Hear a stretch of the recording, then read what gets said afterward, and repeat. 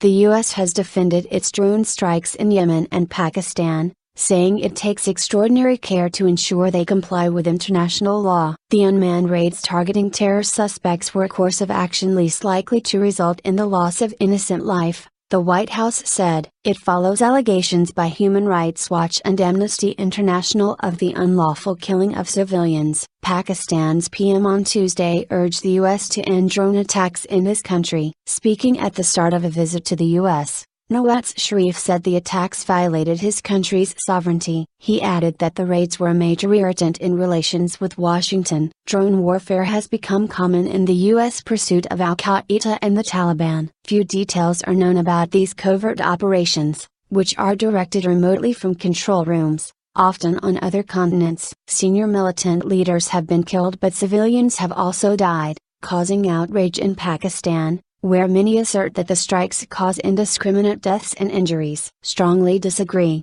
In a new report released on Tuesday, Amnesty said it reviewed 9 of 45 recent drone strikes in North Waziristan and found a number of victims were unarmed. In a separate report looking at 6 U.S. attacks in Yemen, Human Rights Watch says 2 of them killed civilians at random, violating international law. White House spokesman Jay Carney said Washington was reviewing the reports carefully. To the extent these reports claim that the U.S. has acted contrary to international law, we would strongly disagree. The administration has repeatedly emphasized the extraordinary care that we take to make sure counterterrorism actions are in accordance with all applicable law, he said. In the report, "Will I Be Next? U.S. Drone Strikes in Pakistan," Amnesty called on the U.S. to disclose information and the legal basis for strikes carried out in Pakistan. It said U.S. President Barack Obama's pledge earlier this year to increase transparency around drone strikes had not been fulfilled. It called on the governments of Pakistan,